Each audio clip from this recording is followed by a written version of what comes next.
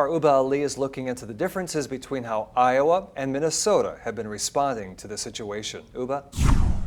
Good evening, Tom and Caitlin. Not every state has had the same approach, and quite frankly, not every state had the same COVID-19 situation. The responses from Minnesota Governor Tim Walz and Iowa Governor Kim Reynolds have been different. Tonight, we're looking into that and hearing what people like you and I think about how the governors are handling the situation. COVID-19. COVID-19. COVID-19. COVID-19. COVID-19. COVID-19. It's been the topic of conversation since the first case was found in the United States in January. And it didn't take long before the virus made its way to the Midwest. Minnesota and Iowa seeing their first cases 2 days apart at the beginning of March. As our state starts our 163rd year, we face a challenge we've never seen before: COVID-19 and a global pandemic. From the start, Iowans have risen to the occasion.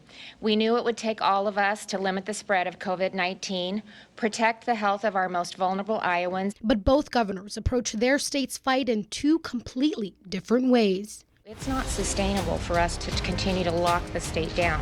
We need to start to open it up in a responsible manner. Seeing what was coming, we told you we weren't ready.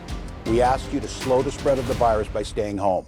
We told you we needed time to prepare for this fight. So let's take a look at the current numbers. In Minnesota, more than 160,000 tests have been completed, with more than 17,000 people testing positive. 777 Minnesotans have died from the virus, with the majority of those deaths being reported in long-term care facilities. Iowa has completed more than 110,000 tests, with more than 15,000 people testing positive. 388 Iowans have died from the virus, with 40% of those deaths reported in people older than 80. Minnesota does indeed have more cases and deaths than Iowa, but has also tested 50,000 more people. In Minnesota, Governor Tim Walz ordered the statewide elimination of dine-in service for bars and restaurants on March 16th, and the stay-at-home order for all residents the week after. In Iowa, Governor Kim Reynolds divided her state into regions and decided what would be open or closed at the county level. That was on April 26. There was also no stay-at-home order for Iowa at any point. We wanted to hear from Iowa and Minnesota lawmakers about how they feel both governors are handling the COVID-19 situation. And I really think she's done a good job and asked Iowans to be personally responsible.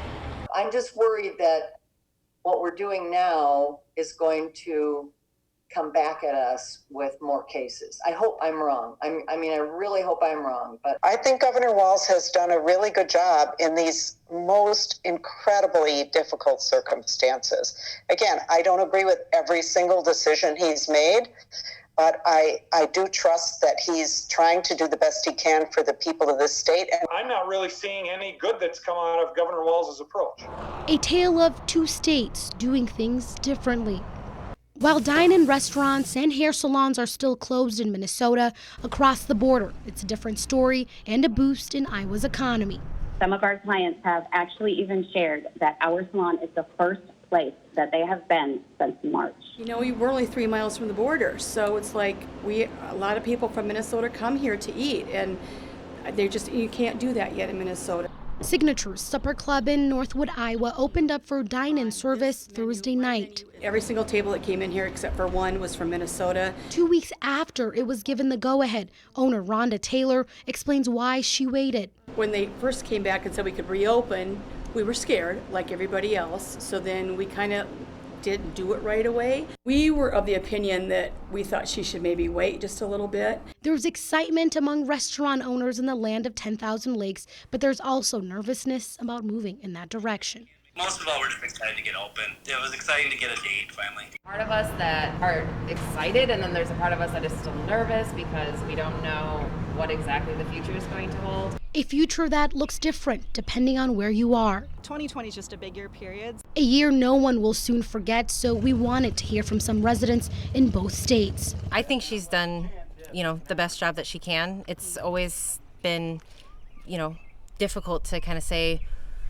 with the hot spots and whatnot. Samantha Patterson is an Iowa school teacher who says she's learned a lot through the pandemic. Keep with that social distancing. I think it's helped a ton, but don't necessarily be afraid to, be out there. And we caught up with snowbird Ray Carroll on his way back to Chisago City about how Governor Walz is handling the situation. I think he's doing a great job.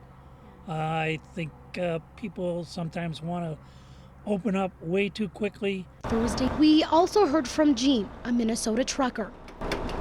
Oh, it'll change. It'll get better. I just don't have any strong feelings about it.